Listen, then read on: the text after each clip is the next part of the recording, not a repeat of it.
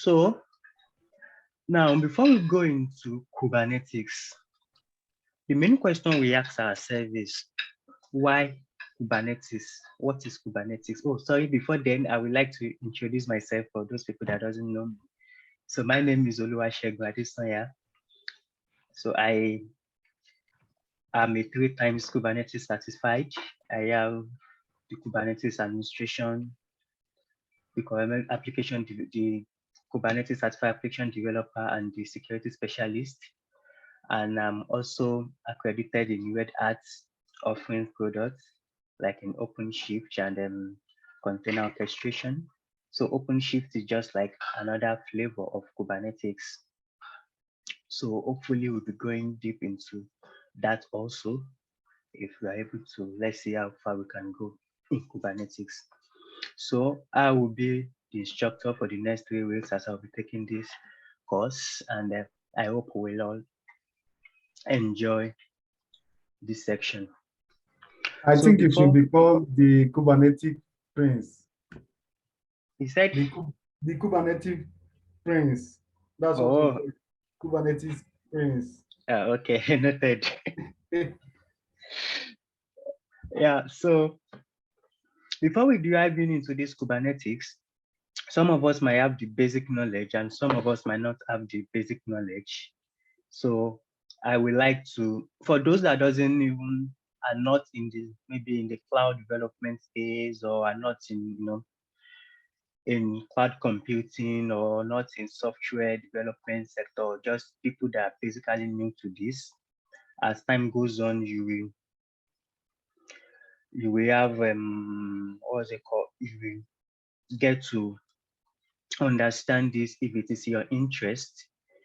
So, but this section will be more focused on those that who are in the field, maybe a software developer, maybe someone that is have been a DevOps engineer or a cloud developer, or someone that is trying to navigate the field. So, but then everything requires time. So, the more we go into it, the more you get to understand it. So don't be an hurry or don't be scared as we start using some big grammars and some big terms. So now we are going to start it. What is Kubernetes and why are we using Kubernetes? Why is it important and why is it necessary at this time? And why is everybody talking about it? If you go, you'll be hearing about Kubernetes, you'll be hearing about container orchestration, you'll be hearing about microservices. Why is it important? So now I have a short, I made a short, what's it called? Just a minute. So just like an architecture to explain this. Okay, so I will start with microservices. So because having the understanding of microservices will make us have the understanding of what is Kubernetes and why are we using it and why is it important to us. Now let's go to what we know as microservices. What is microservices? And before we talk about microservices, then we have to talk about what we call the monolith. Now, before we go into this, let's start from history, how software development started. Okay, let's start from where we are at the moment as we dive into the microservices. So in a conventional way, you'll be hearing about monolithic application, and almost every one of us is well familiar when it comes to monolithic application. So when we're talking about monolithic application, is our conventional application in which we have a website where we have the user interface, like the front end, we have the back end. The front end is interacting with the back end, and then we have the database too. So the front end interaction depends on the back end, depends on the database. They are all jam-packed together in just one place. Just so looking at this architecture on my screen, looking at the monolithic architecture, you see that this is the user interface, let's say the front end. So the data access layer, the business logic, the database, everything is in one application. So take, for example, I just want to use, let's just take a website and use, let's say, okay, let me minimize this. So let's go to our left. Okay, let me maximize this. So let's just take, just give me a website you can use. Okay, let's use GitHub, for example. So now when we use that, let me look at this. I just want to give an example of like a website like that. Now, if you click on this, it's going to take you to another place. Like what I'm trying to explain here is that we have different features on like this website. We have the one, if you can, we have the pull request. This is another, this is a feature, this issue, this. There are different features that is on this website. So when we have all these features together on this website, and they are working, they are depending on one another. So take, for example, there is a fault in the features of this marketplace. For example, we will not be able to access this website. So we'll be getting errors on this website. Let me go back to my architecture. So if there is like maybe there is, what can we say? Let me say, okay, if you want, we can't just do maintenance on one of the features on a monolith. We have to take down the whole application, then do whatever we want to do, then break up the application again. And this is, it increases a lot of downtime. It causes a lot of issue when we're even bringing it up. That might have to fix some bugs, do a lot of things, and it's actually have effect on our end users. So you can see that some of the application, they might not be able to access it, maybe after a maintenance or after some security able to access it. You have a lot of issue to deal with, stuff like that. So now that is where the microservices came in to bring about a solution to the challenges we experience with monolithic application. Now, what is now a microservices? So microservices is like breaking down each of the features we have in a monolith to be an independent application on their own. Just like the web page I show now, take for example, maybe we have a e-commerce website in which you have the payment platform on it, in which where you want to make the payments. We have a button for registration. We have a button for sign in. So all those features that we have on that website now, we want to break it down into independent applications themselves, in which if you are doing a maintenance on maybe the payment part, it won't affect the whole of your application. So that is what we know as the microservices. So looking at this architecture now, you see this is the user interface. In this monolith, the user interface is like an intersection between both your business logic, the data layer, and the database. But in this microservice architecture, this is the user interface, just like let's say your front end when it's interacting. So each microservices, they are each features that you have on your monolithic application. So we now break them down, like the user can interact with this independently without affecting this. So I can take down these features and do maintenance on it. My full application will still be up. This will be working. It's connected to its database. This is what connected to its database. The same with all. So I can get down two of these, do maintenance on it, do upgrading on it without affecting the whole of the application. So that is the architecture of monolithic application and microservices when I'm talking about microservice application. So I just have this picture also to explain it more in a lighter way. As you can see, just like what is here, this is the user interface. You can interact with each of these features and they are connected to their own database. So like if this database is out, if this database is down, then the whole application will be down because they don't have a database to connect with. That's the challenge and the issue with monolithic application. But when it comes to microservices, each of it are being connected to their database. And if one is down, then others will be working perfectly. Then you go to where you have the bug, you fix it, then you bring it up again without affecting the whole application. So that's the logic behind this application. Okay.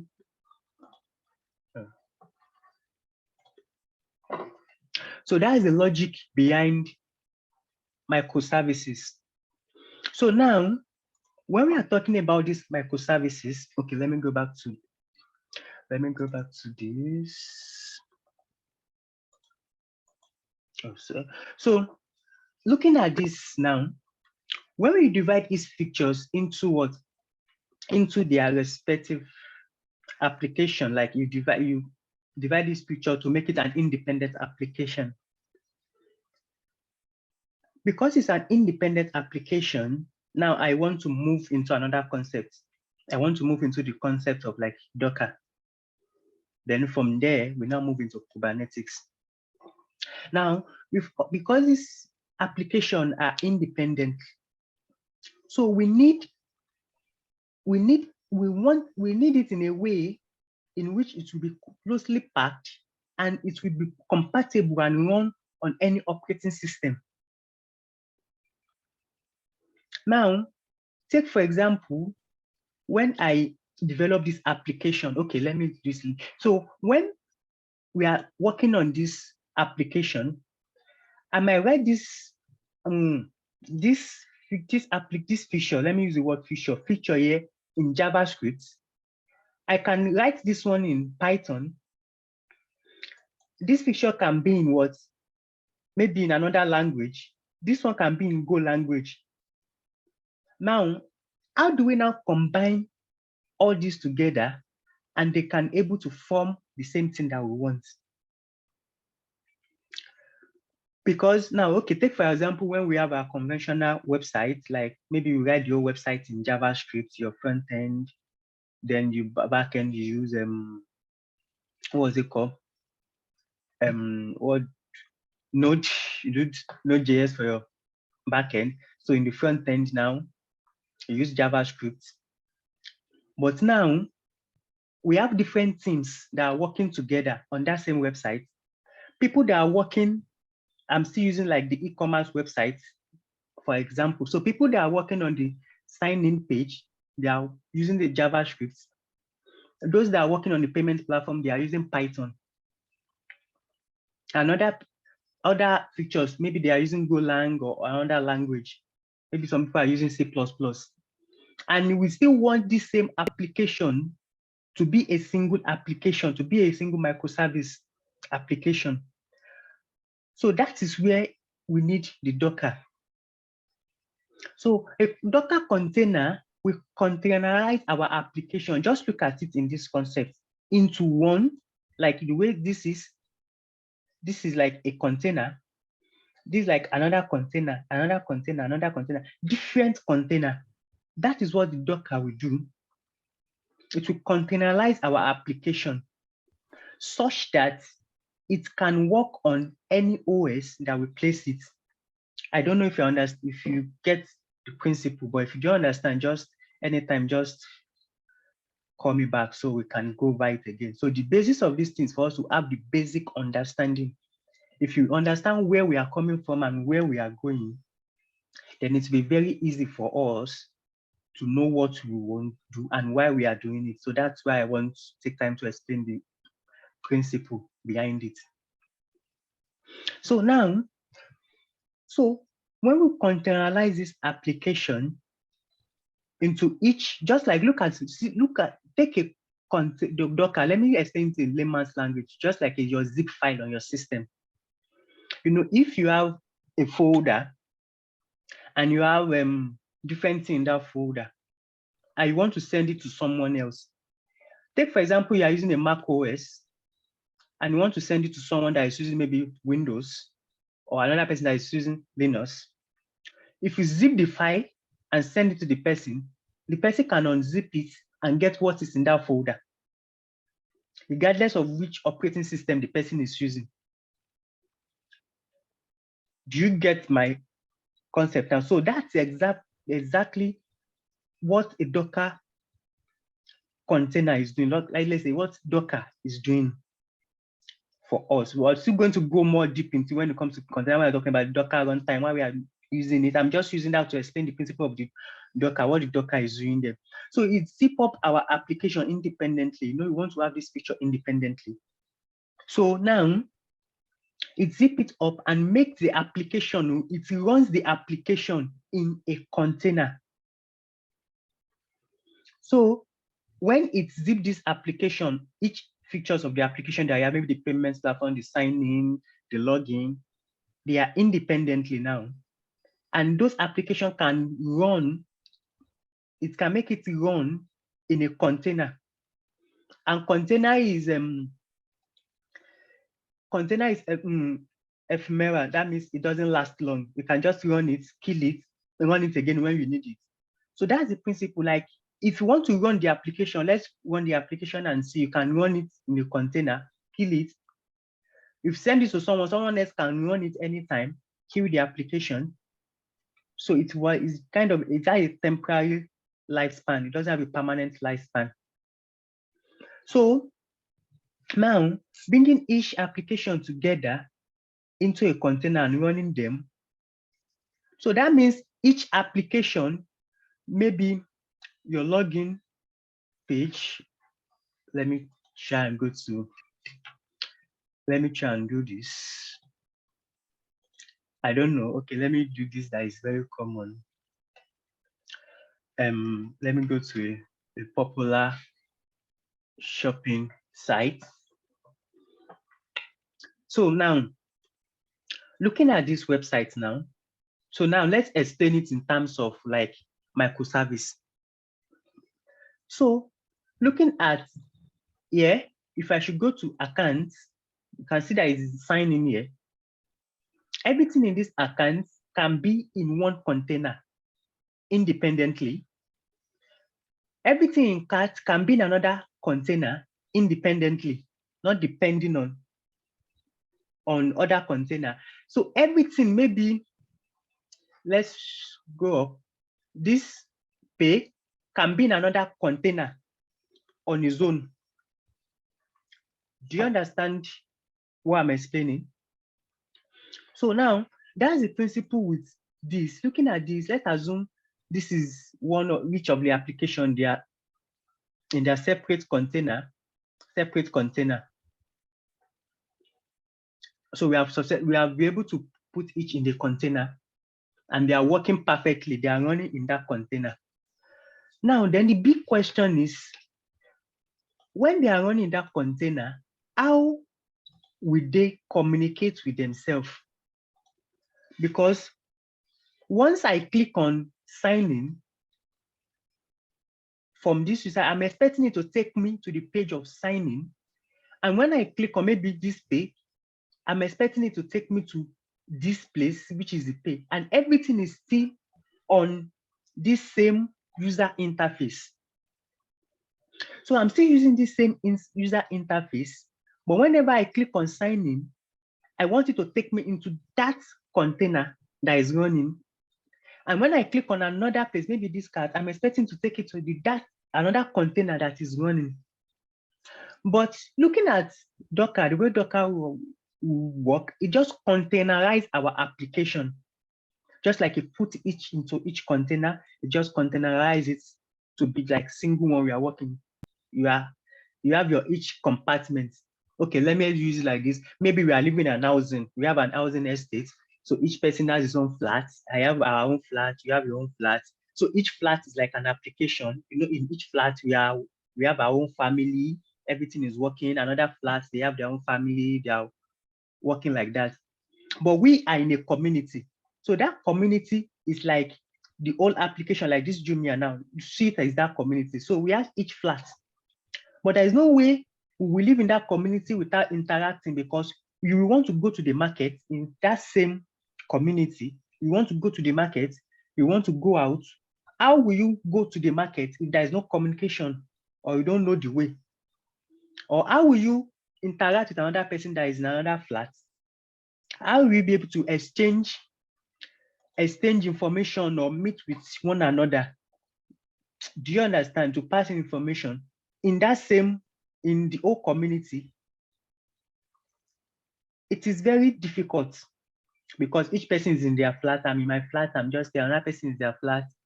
So it's just be that we're just going to be in our flat. We won't be able to do every other necessary things inside our community. So now, to be able to solve this issue, that is where the Kubernetes now come in. So now, Kubernetes is a container orchestration.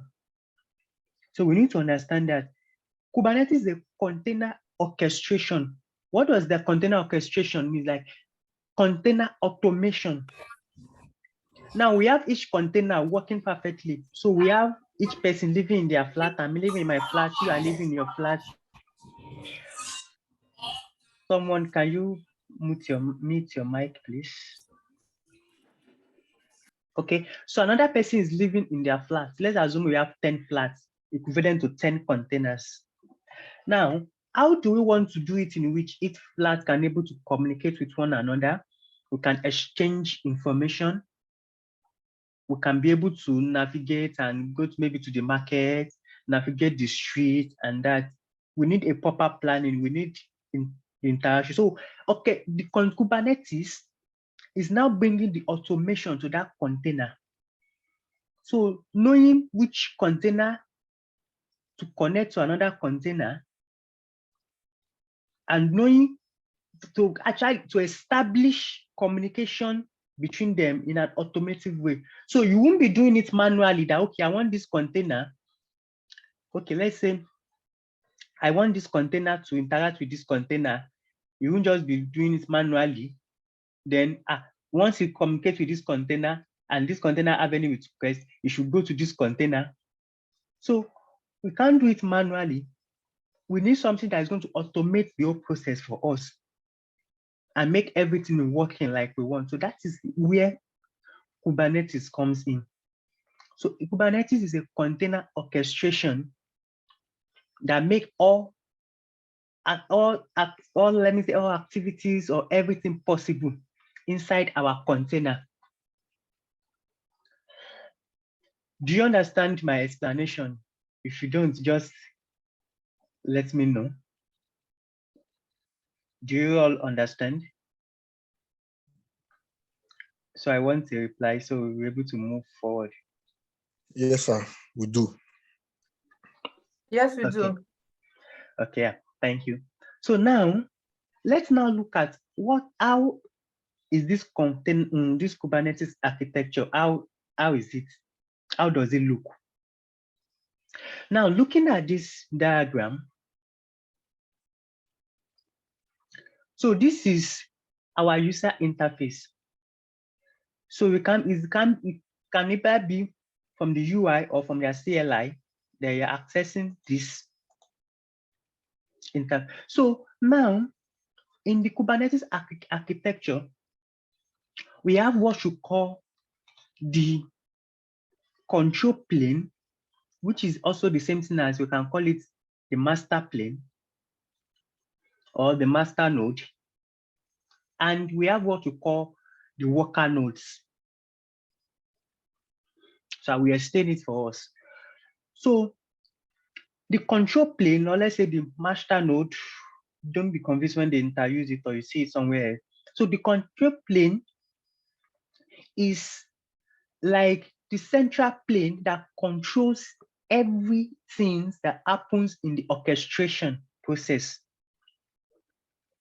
And in the control plane, we have what you know as the API server, scheduler, controller manager, etc. We still have others too that I will still explain. Now, this controller plane is the one that controls. We have, okay, let me use it like there is one explanation I can use to explain it. Let's use a ship as an example. So when we are on the sea and we have a ship, we only have this cargo. So this cargo is the one that will carry all our containers, like, on ship, we have what to call containers. It's the one that will have all the containers on it. And it will distribute those containers to different ships that will transport it to the endpoint. Do you understand that principle? Or let's use it in this way. Maybe we have like I'm trying to see another thing to explain it so we'll be able to get it very well. Okay, let's use that ship. Like when you have a control ship, and on the control ship, we have all our containers on it. And there are like maybe like 6 other ships that want to take containers from the master ship, then it will take all the container based on the size of the ships, then to now carry it to the endpoint that we want it. Maybe we have to buy goods. Now it will have a place that is going to be taken to. So from that place, it will now distribute it to different containers. Like, okay, this one is going to another state, then this one is going to another state, this one is going to. So it's those ships that will now carry it to the destination. Now, so the control ship is what we call the control plane here, which have everything, and is the one that controls all other ships that is on the sea. So all other ships that is on the ship are called the worker nodes. That's why you see the worker node 1, worker node 2. So you can have as many worker nodes, not just 1 and 2. And now this is just designed for just like a test case. You don't use this type of architecture in production, because when you are in production, you don't use one control plane.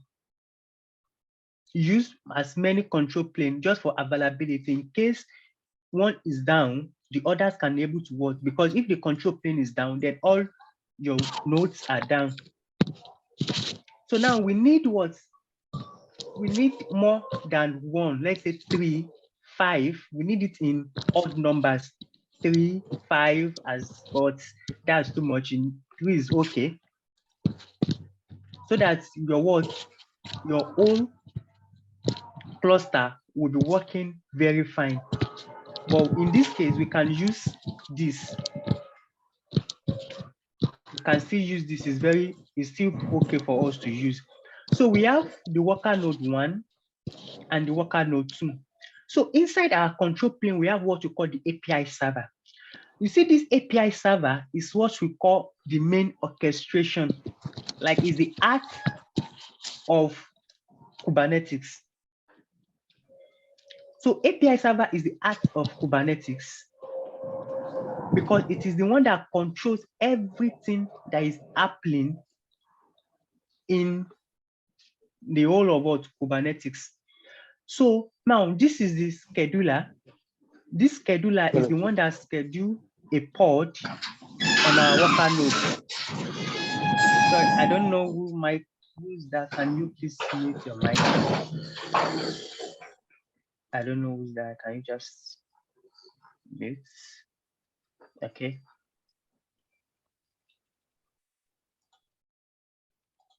Oh, yeah, thank you. So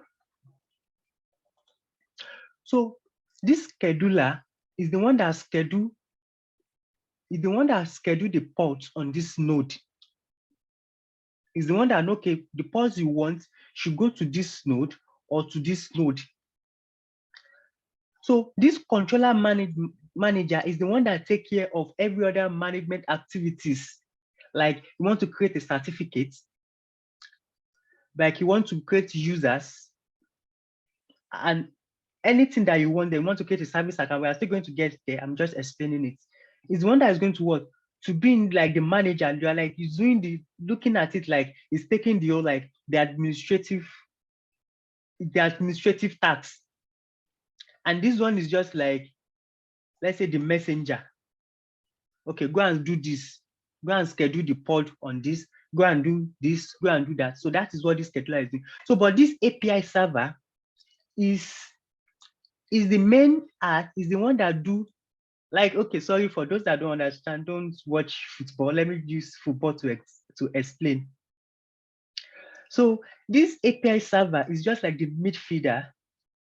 Is the one that plays the defense, it plays midfield, it plays striker. So he's the one that do everything, mostly like at the center.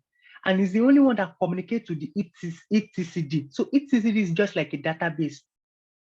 It stores the information. So now, if for example, you said you want to schedule a pod on maybe worker node 1, the API server will communicate this to the scheduler. So the scheduler will go ahead and schedule maybe this pod on this worker node. Immediately you schedule it, it will inform the API server that, okay, I've done what you asked me to do. And the API server is the only one that will communicate with the etcd to let you know, etcd, please, we have scheduled so pod on this, store it in the what? In the database.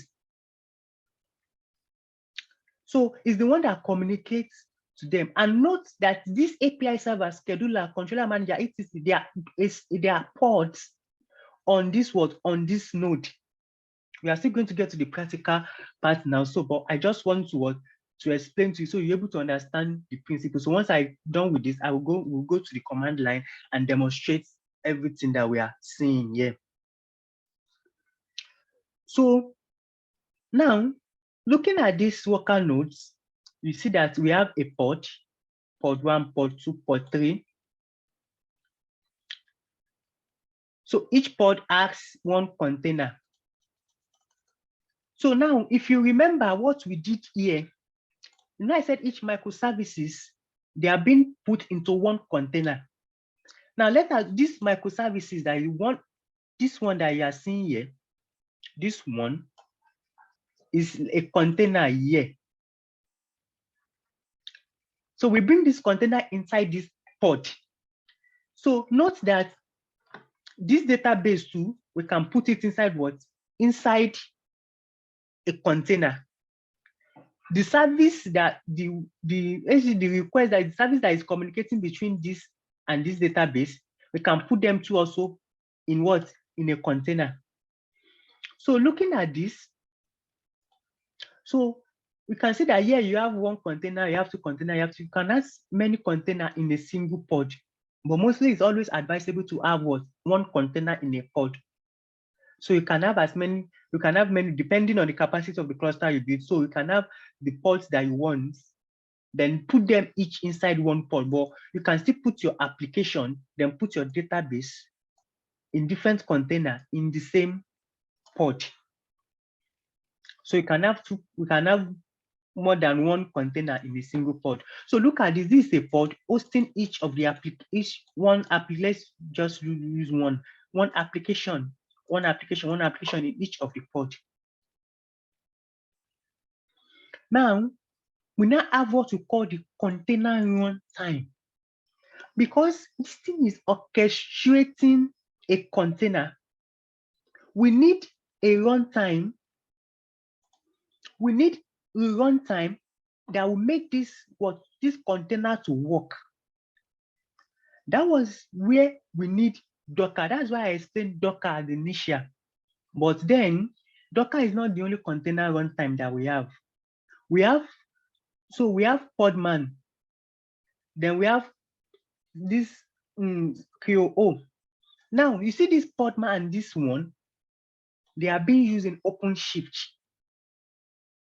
In OpenShift doesn't use Docker as a container runtime. It uses Podman. So OpenShift is another flavor of Kubernetes.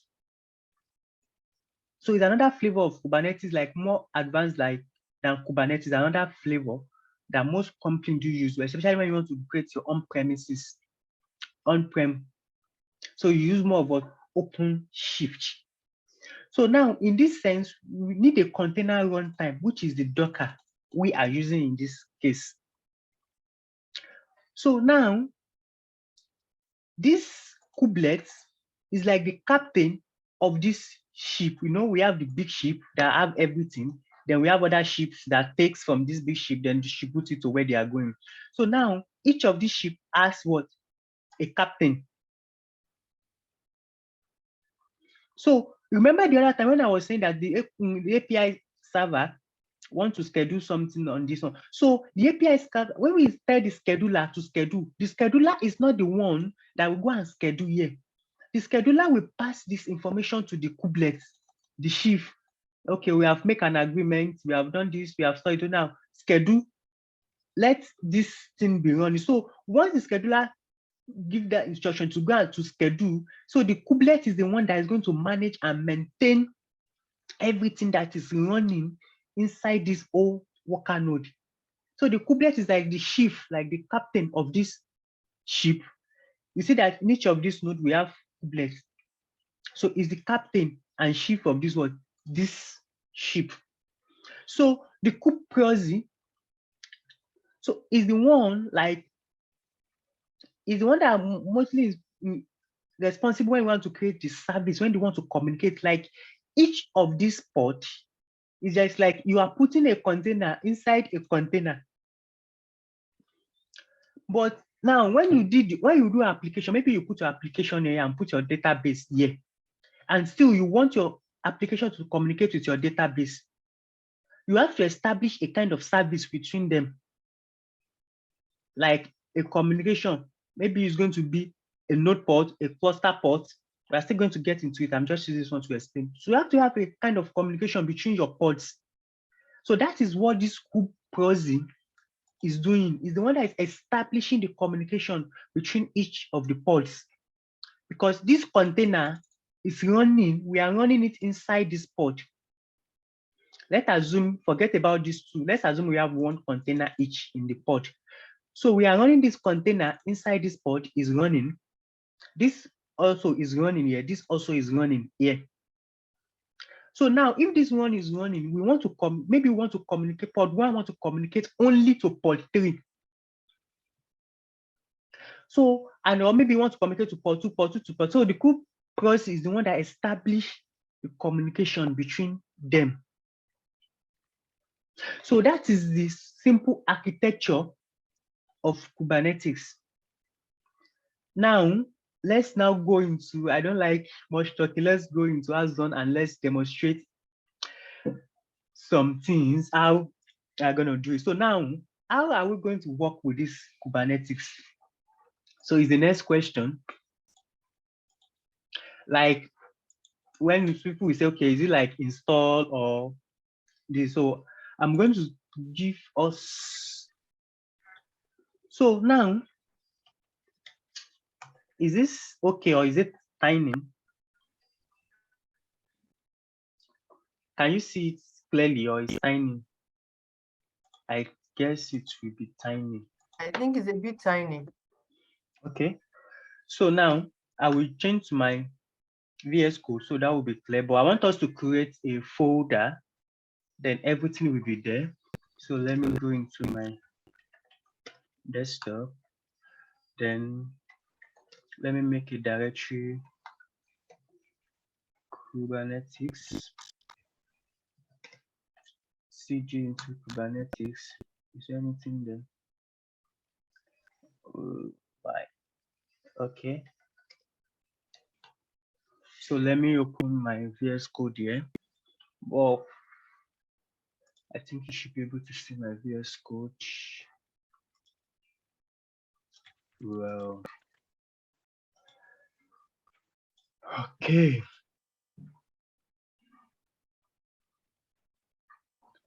So let me use the terminal here. What about this? Is this okay?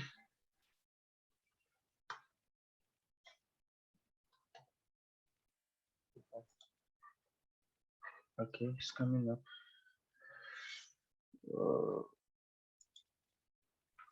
Okay, so I'm trying to use my terminal here on my VS Code.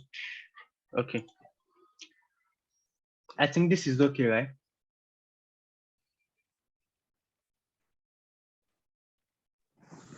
Yes, it is. Okay, sorry, it's coming up.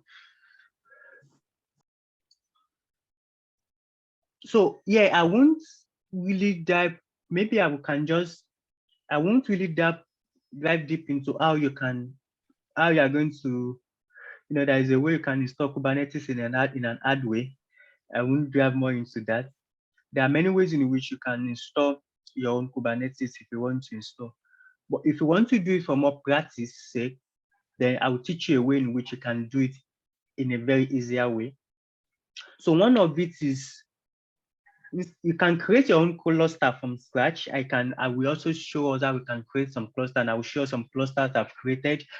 I've created some cluster on like other platform like on AWS. I will show us here. So you can also create a one node cluster, which is the one we are going to be using, and we can create it on Minikube. So I don't know if I have Minikube here. Let me check.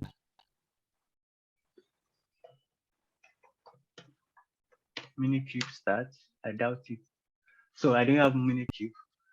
So, but you can install Minikube and use it as your cluster. But the best way you can use a Kubernetes if you want to practice sake is having a Docker. If you can install a Docker desktop on your PC. Let me show us. Okay, I don't think I have it here. So if you have a Docker desktop on your what's it called? Or am I not signed in? Just let me say. So if you download a Docker desktop, you can able to use it for what? For your Kubernetes. Because if you should look here, you can see that Docker desktop is running and Kubernetes is running too. Can you see? I don't know if you can see this. I want to be sure. Yeah, you can see it. So this Docker desktop comes with a Kubernetes cluster that is inbuilt in it. So with that, we are going to you can use that to practice. So now that is what I'm going to use here. So I'll be using Docker desktop for us, and we are going to see.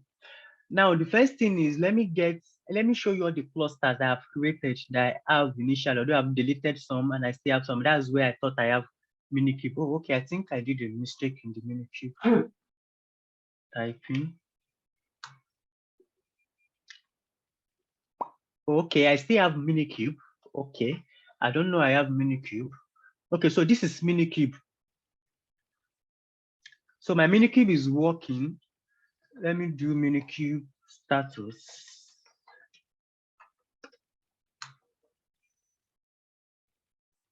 Okay, so before I do this, there is what we call the kubectl command. And we are going to go, I just want to show this before we go diving into Kubernetes and show you the trick, how you are going to make your life easy with Kubernetes. Kubernetes is extremely very easy and fun to work with, just for you to understand the principle. Now, so most of the time, I can do, okay, kubectl get nodes. It will tell me, okay, I'm using this context. I'm using Docker desktop, you can see. So now let me switch. Let me say, so now what I even want to say here is I don't like every time I'll be writing kubectl. Instead of that, I just put this kubectl into an alias. So you can do alias k equals to, let's say, kubectl. Because I already have it in an alias, I won't enter. So once you enter, so instead of me pressing kubectl most of the time, I will just be using get nodes. You know, the other time I use kubectl get nodes and it showed me this, like what I did here. So if I should use get nodes, it's still going to give me the same result. So I don't like requesting every time kubectl, kubectl. I just turn it to an alias. And if you check my alias, now if I do alias, sorry, you will see it like this is it. So I can also like, okay, maybe I want to do alias. Okay, sorry, I didn't. Okay, let me do alias n equals to nodes. So if I do this, if you check my alias, you see that n is nodes. So I can just do k get n. The server does not have a resource. Okay, sorry. It should be k get nodes. What's happening? I don't know. So what I'm just trying to say is, do I make a mistake? No. So what I'm just trying to say, okay, it doesn't recognize it in that way, maybe. But then, just like I've done for my k kubectl, so you can do it and say k get ports. Just for example, we have not gotten here. I'm just showing you no resources before because I've not created any resources in it. So I'll be using more of k get instead of writing it in Kubernetes and stuff. So I want to show you the cluster I've created. So now let me check kconfig view. Oh, sorry. Okay. So this is showing, if I look at it, it's showing all of the cluster in full, but I don't want to show details of each of them. I want to, okay, from here. You can see the first one. This is the first cluster. This is the one on AWS in this region. This is the name of the cluster. If you look at another cluster, this is Docker desktop.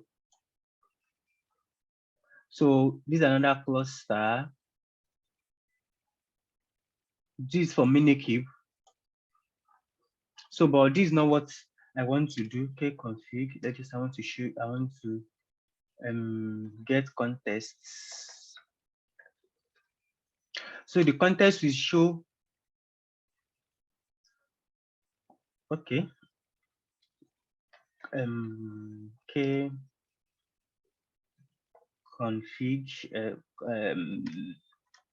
Maybe I did a mistake. Get contests. Okay. What did I write initially? Okay, get CSX. Yeah. Yeah. So why is it telling me doesn't have TSC? Actually, you wrote the key config twice. That's why you get okay. you have written it once. Oh, okay. I didn't see it. Oh, okay. Thank you.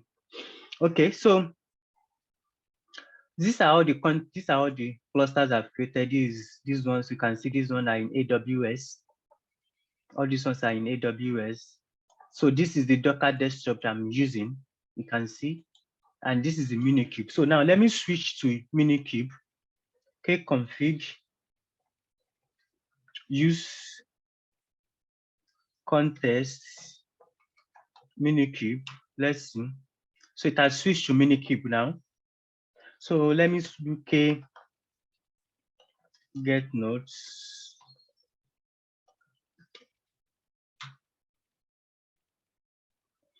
Do I have the Minikube? I'm not sure, but let's see. Okay. So if you should look it here under, you can see that it's trying to change the context from here. It is initially Docker desktop. So it's taking a longer time. You still have to go and start Minikube, then get it. But let's see. Because I have the Minikube here, but I've deleted it on my system. So that's why I'm trying to see if it's going to bring this up. But let me just cancel this. Let me go back to my Docker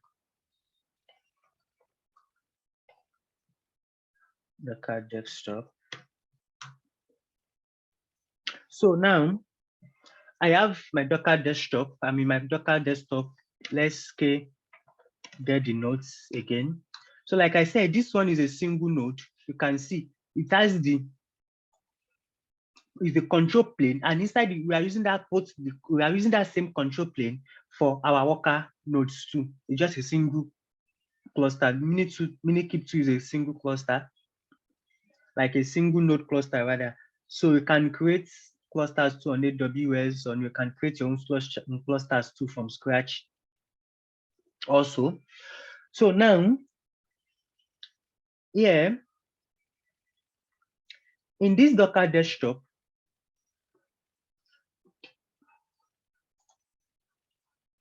like I said in this, so sorry, we have to be navigating between the two, so to be able to explain for us.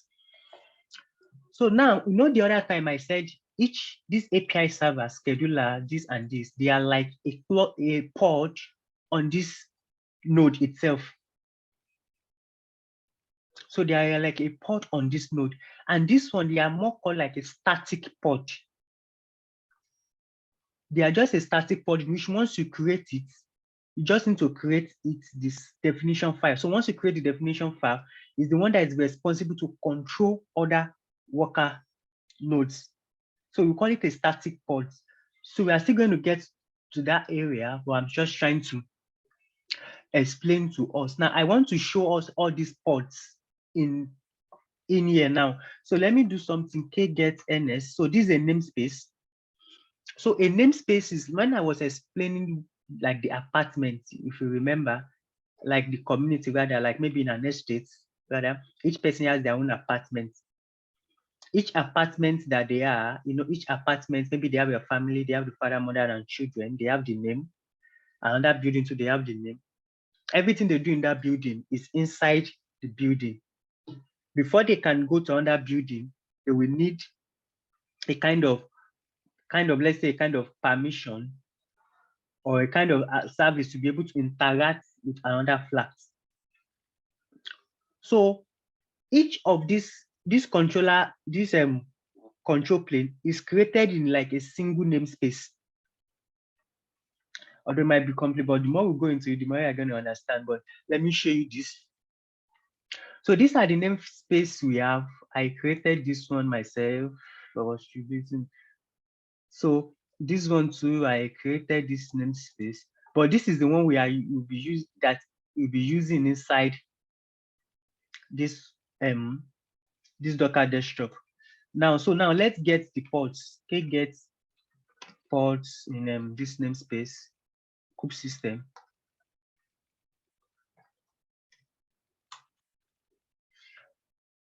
So can you still see it under here? Is it, or do you want me to increase the I'm trying to see if I can increase control plus. Is this not working on Mac? Oh no, sorry, it's not. Okay, sorry. I'm trying to see if I can extend the screen, but it's not. Okay. Now inside this namespace, you can see this kube API server, right? Then you see like Docker desktop, that's the cluster name that we are using. You see controller plane manager, Docker desktop. So they are static pods that is created. Now you see this etcd Docker desktop, like a static pods, right? That is created. Then look at this storage provisioner. It's like is an operator. I was still going to get there, but I just want to explain it here. It's like an operator. And the operator is mainly for storage. And when I get to storage, I'm going to explain this because I said earlier that container storage is temporary. Once container is down, then the storage, everything is stored on it is gone. So that is why we have to create a persistent storage in which even if your container is off, is down, your storage has been directed to another place that you can access what you have in your container, even when the container is down. So you have to create a persistent storage. So that is what this storage provisioner is responsible for. So you ask me that there is other, you see like there is something like this group proxy or this group proxy that I have like something in front, this matrix. So now let me start. This called DNS is the DNS that we are using for Kubernetes. So it's a DNS server. So for Kubernetes, there are many other DNS that we can use, but for this, we are using core DNS.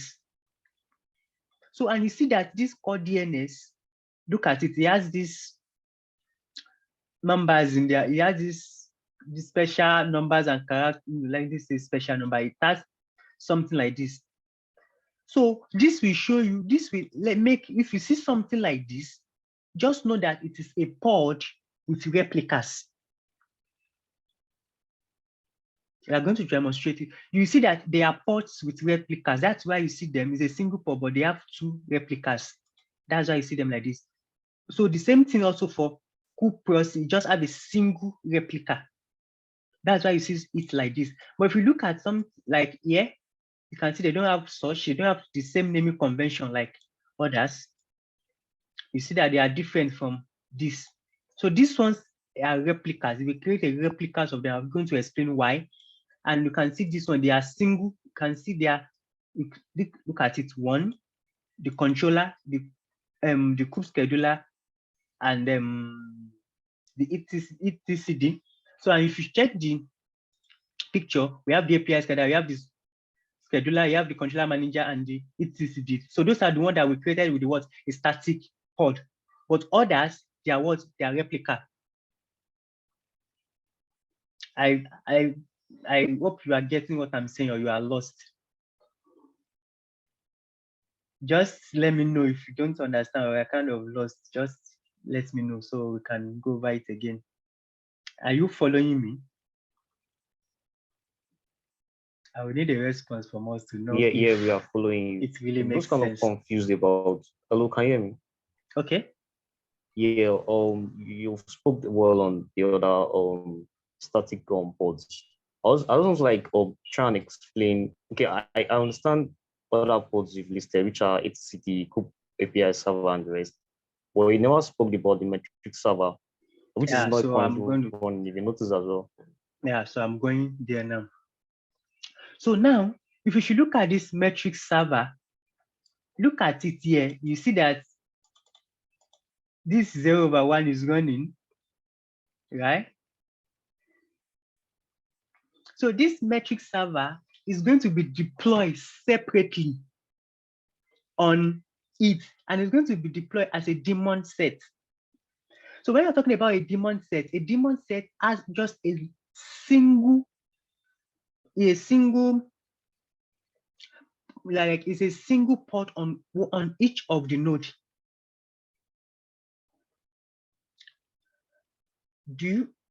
I don't know. We're still going to get to.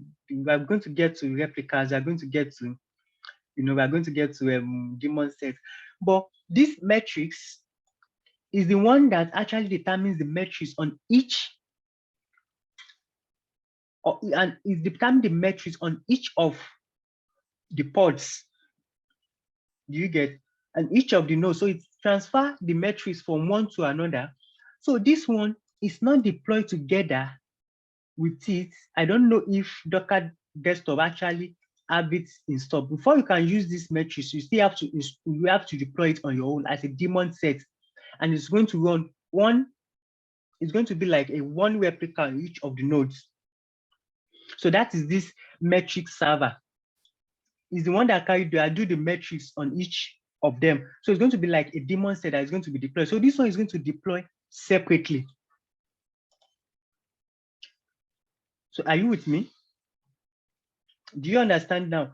But we're still going to go deep into it. You can see that I've not really explained all this core DNS. Like, okay, this is just like a replica, but this is what their DNS, this is them, the ETZ with the storage. You can see each of them, like they are being created as a static pod. And let me show you a folder for the static pod, and now the static pod is being created. So let's go to cd, where is it? etc. Then we have it in the Kubernetes. Then we have it in our manifest. Is it manifest? Yes. Manifest folder. Okay.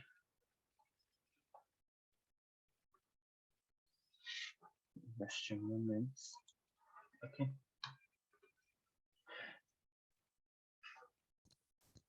Hi, Shegun. I have a question. Okay. Yeah, so from what you've explained, pods sit within nodes, right? Oh, okay. You said? Pods sit within nodes, right? Yes. So what's the role of namespace? So namespace in each of the nodes, if you want to create like a separate project, okay, sorry, the prod project is used mostly in OpenShift. So in Kubernetes, you use namespace. If you want to create an isolated context in which you want to work, like just like this, when I do kubectl, where is it? Okay, let me do it again here. I'll come back to you. Okay, get ns. So nms is just a short convention for namespace.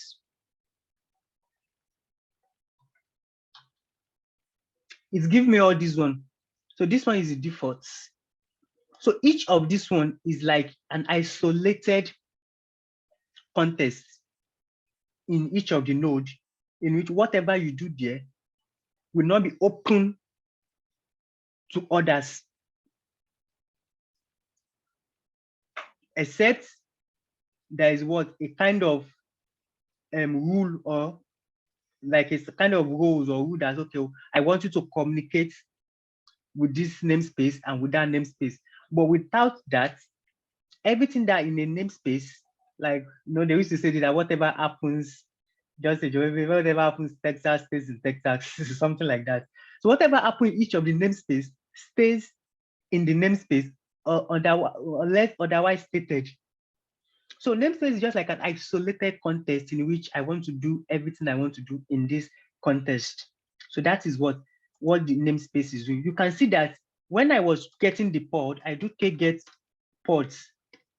If I do get pods, I got no resources found in the default namespace. It's talking about this default namespace that there is no resources. Now let me do this namespace and see get pods in the namespace of development. Is it development? Okay. It's telling me that no resources is found. So let's check the public.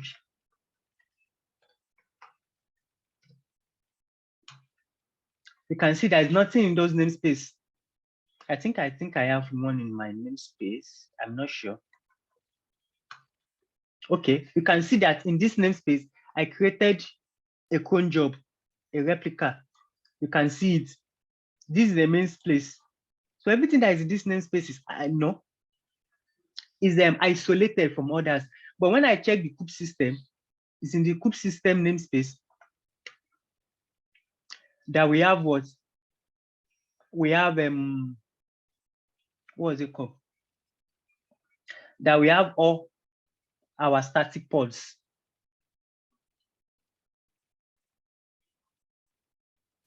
Okay, I think that's clear. Thank you. Do you understand now? So I'm trying to navigate into, okay. Sorry, please. Is K short for kubectl? Okay, so. Hello. Okay, yeah. So I can hear you. So I said earlier that K. Okay. Yeah. So K is just like an alias I used for what was it called, for kubectl, or like when I explained earlier, I said I created an alias because I Okay, don't you want to created keep the alias.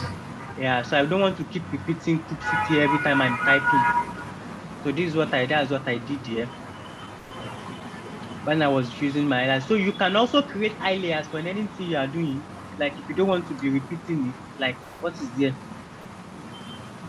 So just use it once, and if it is a command Yeah. that it would recognize. So this one now, if I want to create this, what I should do is I should go into my, let's do something. If you want to create your highlights, let's do okay, let me see. If you go into your batch Hello?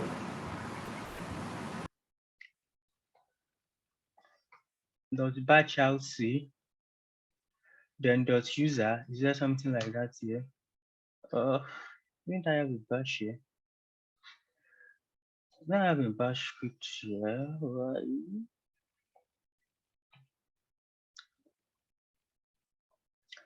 Oh, I'm trying to, okay, just a moment, to help with the way you can. Oh, well, okay. Okay, I've not created the folder yet. So you can just make a directory. Do you understand? So when you make your directory, create directory dot bash shell c. Oh, come on. Can you still see? Oh, okay. So you can just make batch RLC, but this is not dot user.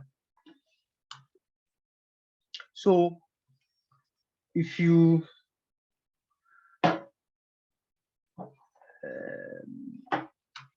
so here you can add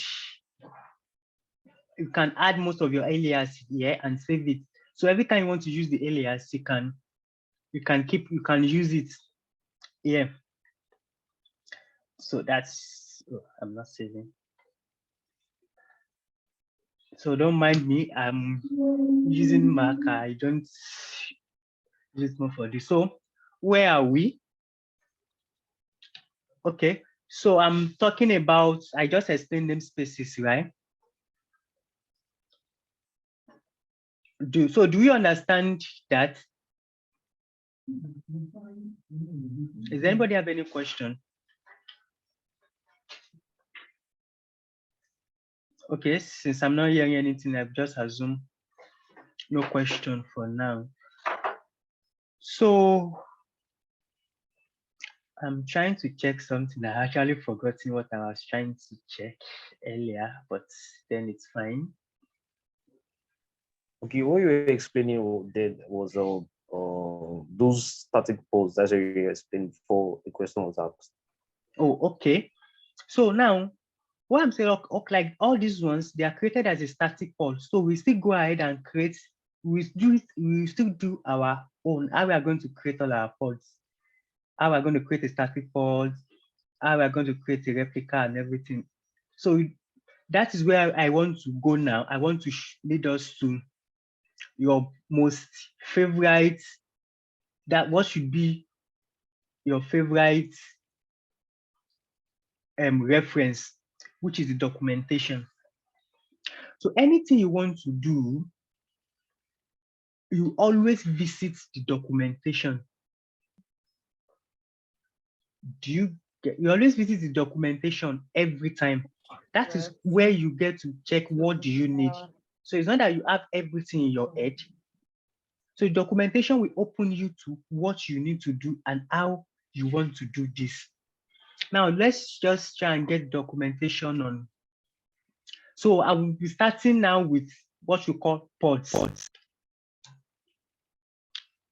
Do you get? So now this is pods in Kubernetes. So now pod is a single unit of a deployment. So there is what we call deployed. Pods. We have deployment. We have replica sets. Am I echoing? Okay. So we have pods, we have deployments, we have replica sets, we have a lot of them like that. in which we are going to go into different resources. So before then, let's even go and check, okay, what are the resources that we have in our API resources. So now look at this. So these are all the resources that we have. You can see we have the binding, all this config map, endpoint. So we are going to talk about each of these resources. We have the nodes, yes, we have the port templates, we have the secret, service account, service.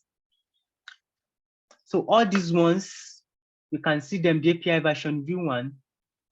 Everything that you see, like starting with this, these are mostly the resources that we have.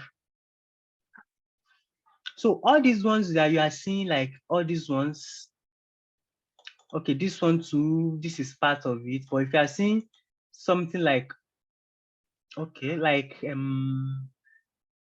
all these ones, I want to say something like this. So some of them are operators. So if you look at the namespace, you can see that this one is a namespace bind. My bind, like it is attached to a namespace. If you create it in another namespace, before you can use another namespace, you can have to make a reference to it. You see some that namespace is false, like the nodes. You see some like persistent volume. You don't really need to create it in a particular namespace. You can create it and use it in any namespace. That's why you are seeing them first. But if you create a pod in a namespace, if you create it in one namespace, you can't see it in another namespace. So that's why you can see all this true and false. Everything that you see that is false, it can be created anywhere. And you can use it in any of the namespace. So that's why you see false, true there. So this is their full name here. So these are the API resources that we have. Oh, sorry. And we are going to talk about them one after the other. So that's why I want to start with the ports. So the port is a single, if you know, like those that go to science, we say atom is a single unit of an element. So inside an element, you have several atoms that are coming together. So that's exactly what a pod is. A pod is a single unit of a deployment. So now they are the smallest deployable units of computing that you can create and manage in a computer. So if you want to manage anything, like there is a pod, because just like I explained to you in this diagram, look at this. This is a pod. It holds container. It can hold more than one container, 2, 3 containers. Can hold more than that, but it's always advisable to have a container inside a pod. So now we explain what a pod for. So whenever you want to create a pod, this is the definition. You know, when you come to Kubernetes, you write more of YAML file. You have more of YAML. That's what you write mostly. Hello, sir. Yeah. Why is it most advisable to have just one container inside a pod? Is it because of the issues with containers being ephemeral or something? No. So the issue is because of complexity.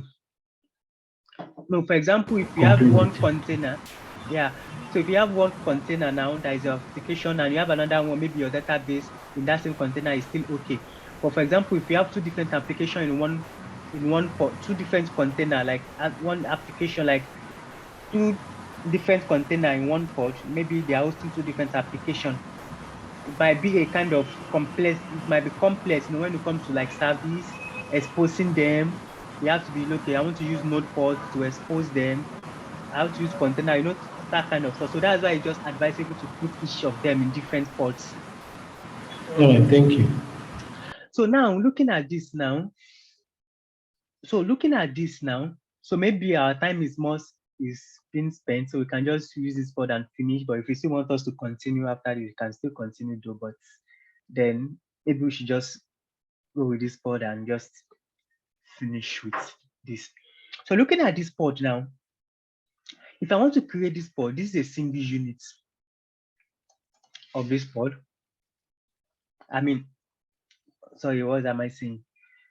This is like a definition that I can use in creating this pod. And looking at this thing, fourth thing is important. Now, the first one is the API version, which you can see when I was doing something here. You can see it shows the API version v1. If it is daemon set, this is going to be the API version that is there. If it is a cron job, this will be the API version.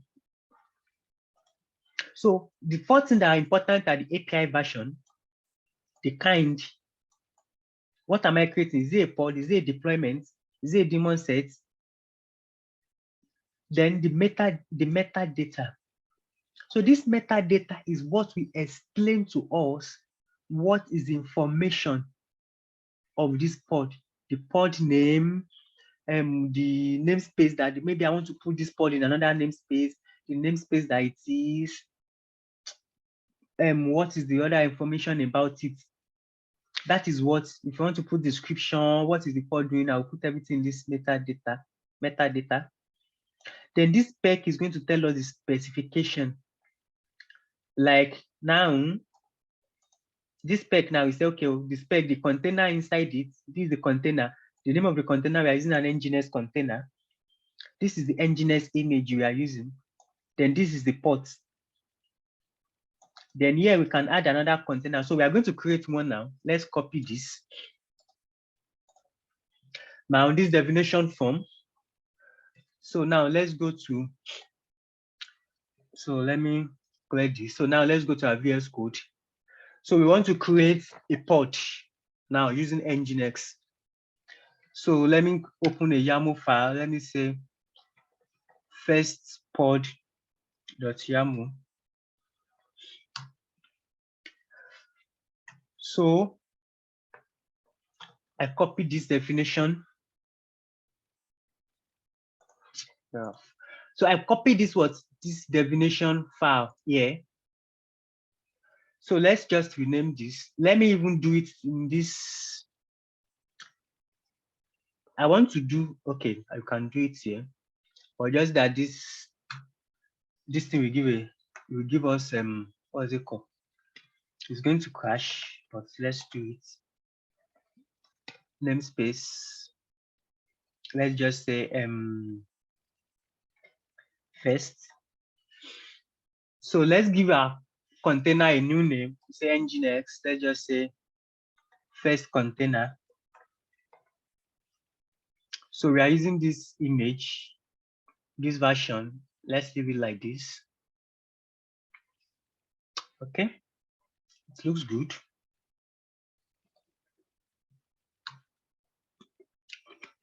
Now, so there are other things that you can actually get to know on your command line also. Like if I want to create this now, I say kube k create f.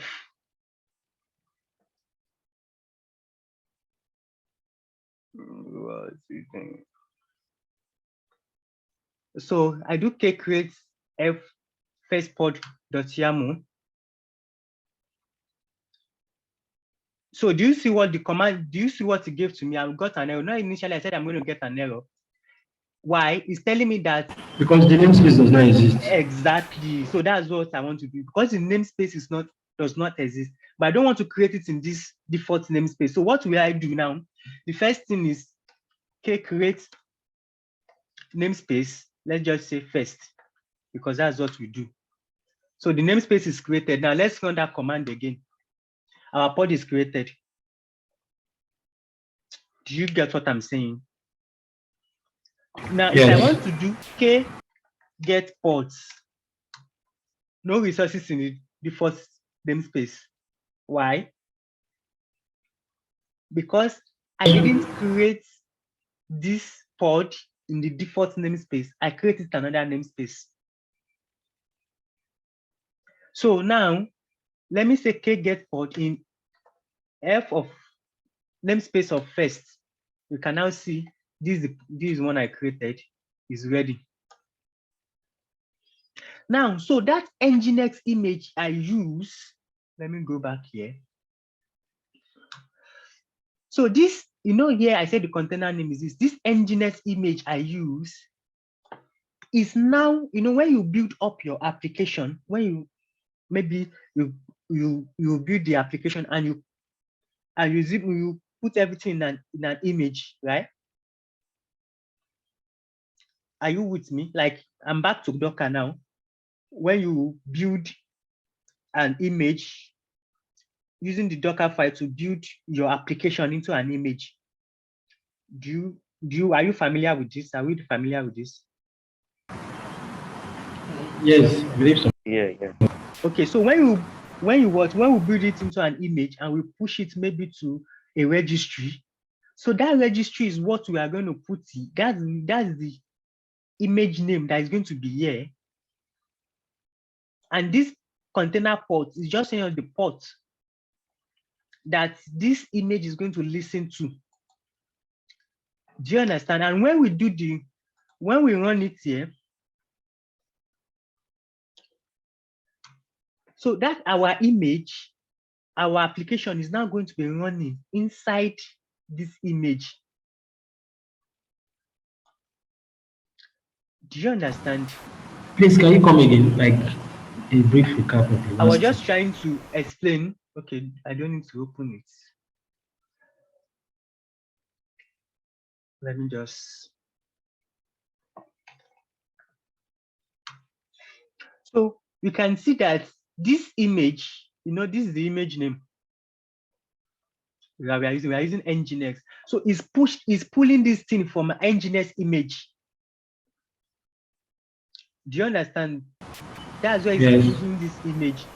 Now I'm just putting it like your application that you put and you turn it, what's it called? You convert into an image is what is going to be here when you are developing, or maybe you develop your application and you pack it up into an image, maybe a Docker image now. So your own application is the image. The image is going to be here, and the registry name is going to be in this image here. Do you understand? So once you run it, that your application will be the one that is running inside inside that pod. I don't know if you get that explanation. Yes. So now you can see that this is our what? This is the container name. So now let's go and get the pod. Okay, get pods in namespace of Shegun, right? Oh, sorry, first. Now let's try to describe this. Let's get the description of the pod. Okay, describe. So these are the command line that you're getting familiar to as you are working with it. Okay, describe, because we have just one pod, so I don't need to put the name, but if you have more than one pod, so I say, okay, describe pod, then I put the name Nginx in the namespace of first. So it's going to give me the description of this pod. So this is the container. This is the container name, first container. This is the container ID. You can see where it's pulling it from. It's pulling it from the Docker image. Do you see Docker? So this is the hash they use for the, okay, sorry. This is the, what's it called? The ID for the container rather. So you can see this is where this is the image ID that is pulling it from. And if you look at it, look at the environment, it mounts it here in this Kubernetes service account because it's creates its own default service account, which is the Kube API. So we'll go to this. We will go to here now.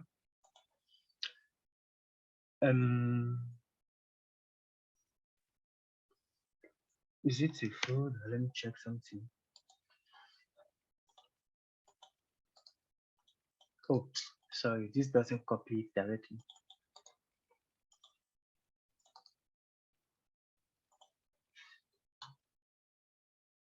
No such is not.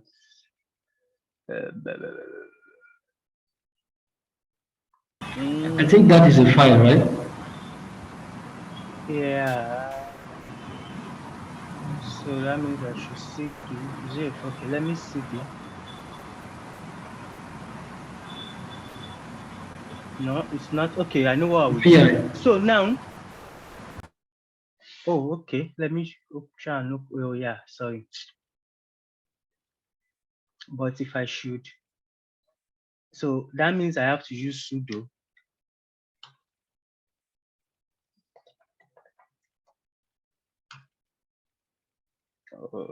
Why?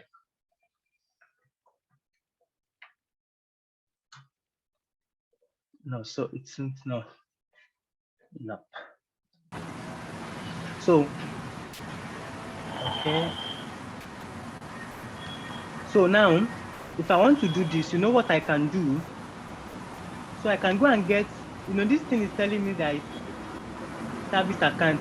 Get service account. This is my default service account. So I can do my get service account in a YAML file. So it's trying to tell me that this port is mounted on this service account. Let's go back to the description. So our time is well spent. I will just explain this, then we are going to end. So please, can you briefly explain what service accounts are? Are they like just accounts to like an account? We are still going to get there though, but we have what we call the service accounts. We have what we call the users accounts. So users accounts are the accounts that when we want to create this, each maybe a developer A, developer B, they will have their own accounts they can work with. So that's what we call the users account. We have service accounts. So service account is the one that's responsible for the API integrations. So all the other services that want to use it, so they will create a service account for them. Okay. Just like user accounts and service accounts on Linux operating systems. Yeah, exactly. So we have the account, other services that will be interacting with the API, they have their own service accounts. So you can see this is the service account generating token. So all these ones, they are part of what the job of the controller, the kube controller. So if you look at this, okay, get service account. So what's the name of this service account? We have where is this? We have the CI. Why is my bash not completing this thing? Okay, CICD token. So you can see this is another service account for the CICD token. So I'm going to get that. So let me just quickly finish the explanation of this. So it's describing for us. So now it's telling us that we are using the Docker desktop node. This is the node we are using this.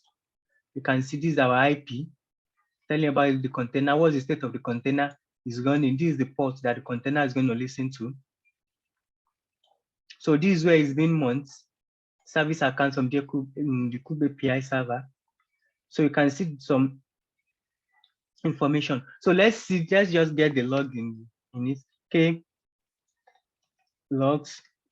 What's the name of the pods? Nginx. Oh, what is our? Do I get it correctly? Okay, we are now having it in the default. Okay, logs of Nginx in what's it called in our first.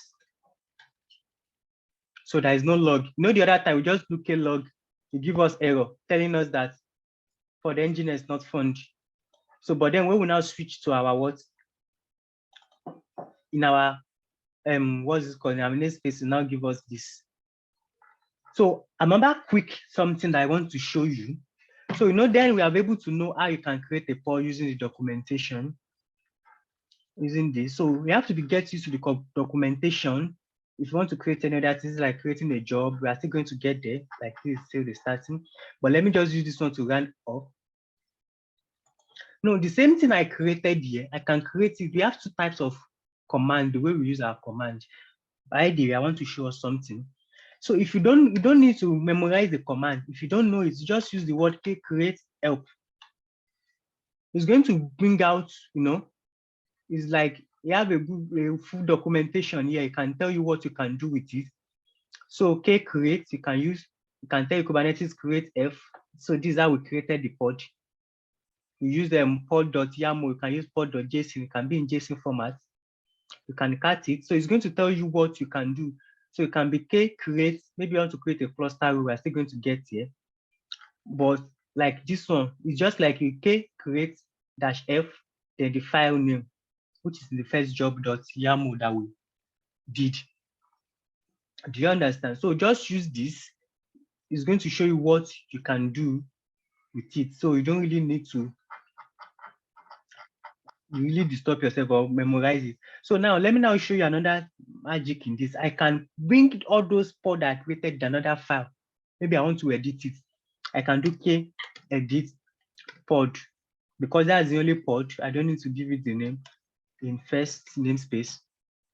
It's going to bring it out. So this is the pod I just created. You can see this is the pod, this is the first.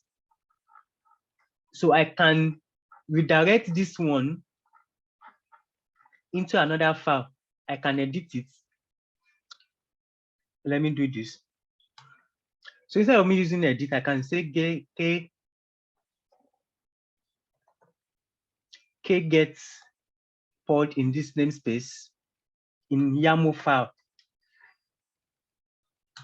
So it's going to display the YAML file to my screen for me. So I can now redirect this one to maybe a new file. Maybe I just want to say one.yaml.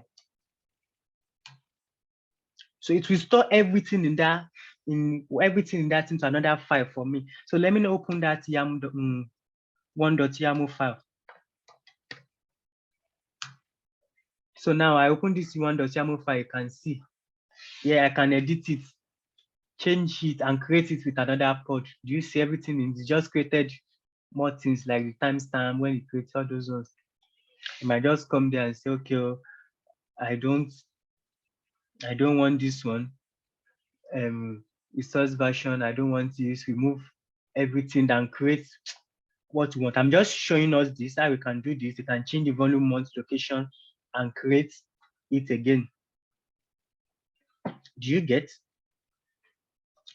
But then there is now a shorter way to do this. So I can, instead, they have two ways. We can either use a declarative way or what is it called? We have the declarative way, which is the one we did when we are creating it with the YAML file. We go there, we create a YAML file with it. But I can also do it in an imperative way, which I only use the command line to create this pod. So let's just use this one, do this one, and be the last thing we're going to do. So I can do k run. I want it to run nginx, but here now I'm going to create it in the default namespace. So it's going to differentiate between the two, so we can able to, or let me just give it another name. Name run first pod, or let's use the word new pod. New pod, image. Let's even change the name of the image to be nginx. Now I ask it to run new pod image. Now my pod is created. Oh, I want to do something before okay, doesn't matter, I can do it again. Get pods. You can see this is the new pod is running, but I just do use it in the default. I can also create it, do it again in let's say namespace. Isn't spelling correct? Namespace equals to first. I can create this one again in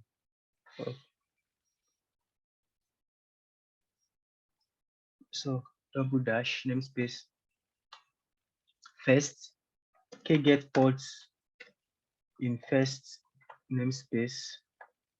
You can see that we have two pods now and they are running. You can see that the fact that this one is in the default, I can still create it inside another namespace because each of the namespace they are isolated from each other. So this is what I want to do. So this gets so like if I want to let me create another pod now, new pod 2. I want to show you something with this. So we're going to end with this. K-run port 2 image. Let's just remove the namespace. So I now want to show I don't want to create this directly. I want to add new things to it. I just want to generate the template. So I can do something we call the dry run. Dry run equals to client. You see what it's going to do now. In YAML file, what does this does? It creates this for me, this new pod you can see, but it created a YAML file for me. So this YAML file that it creates for me, instead of me going to the documentation and read, I've created this already. I can redirect it to a new file and edit it, then create my pod immediately. So this dry run is just like you are telling me, create this template for me in a YAML format. I can say, okay, create this template for me in a JSON format. It will create it for me in a JSON format.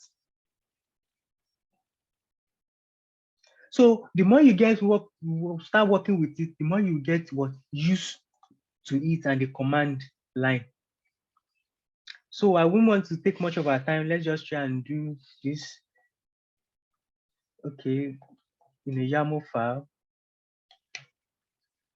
We can then redirect it to another one, new one.yaml. Then maybe review the new one.yaml. This is the port 2. Let's just try and rename it. Label. Let's okay. Let's just play around. Okay, doesn't really matter. Then let's just create this. We can just come here and say, okay, create f new one.yaml. So okay, get ports. You see, new ports are running now in default namespace. So I can also do get ports. What is it called? White, 0 white. I want to get it in full. Okay, I think it's 1. Oh, I've forgotten that command. Okay, I think is it -o white? I've forgotten honestly. Oh, okay. So it will give you the full information like you want it to white. So this is the first pod. It's telling this the IP of the pod. This is the IP of the other pod. This is the node they are both working on. The Docker desktop and cool. So with this, I think we should end for today. So by tomorrow, we'll continue and go into deployments and then other resources too. Then we'll take it one after the other. And, we'll continue from there and move and see how far we can go within these 3 weeks. Do you have any question? Yeah, I have a question. Chat, okay. Yeah, I noticed you've been using the Docker desktop cluster. So I want to ask, because Minikube, like you said earlier, Minikube is a single cluster node. So I want to ask for desktop, for Docker desktop, is it as well? Is it also a single cluster node? Yeah, exactly. So it's just a single one, just like Docker desktop. The reason why I'm using it because it's kind of simple. You can just download Docker desktop and then you have your Kubernetes install and be using it. So you can also install a Minikube. So Minikube, once you install a Minikube, it's going to create a virtual machine on your engine. So the Minikube is going to run inside that virtual machine. So when you want to start it, just like I did, you do a Minikube start. It's going to bring it up. It's going to bring up the cluster and start doing everything you want to do on it. But then sometimes when I use Minikube, it's just crazy for me. It's even more interesting because you can use the Minikube dashboard and see the graphical interface when it comes to Minikube. But then I find it like much. So you can also create your own clusters from scratch rather.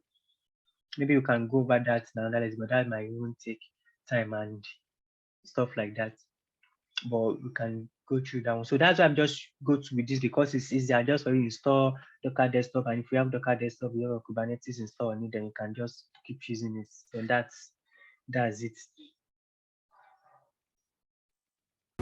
All right, please, I have a question. Thank you very much for your time and Okay. for trying to give back to uh, learners like us.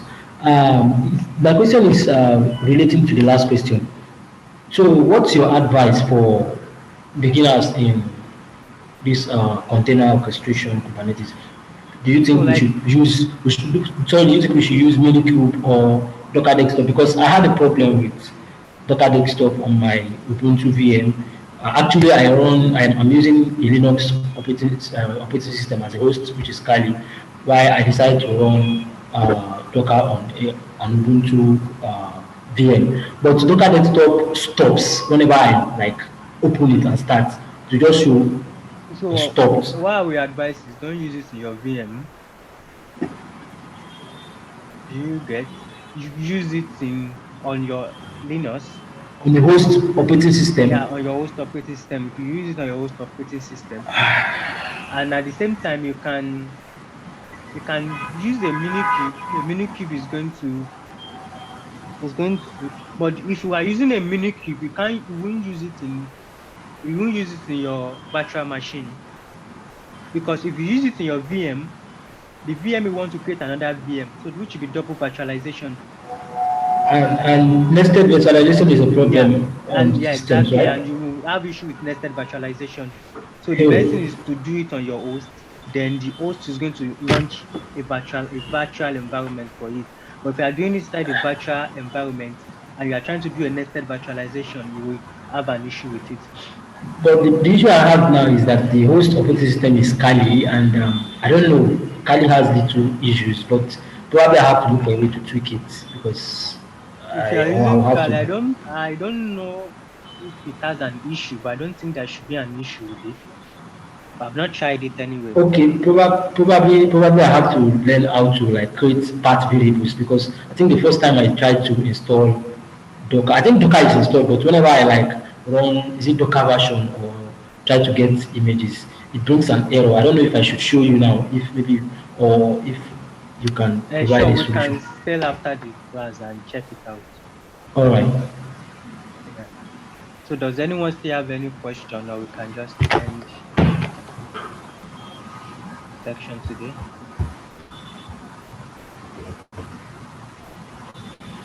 I don't really have a question, but I don't know. I don't know if the recording can be available today so that we can go over it before tomorrow's class. Because I think I stopped a bit.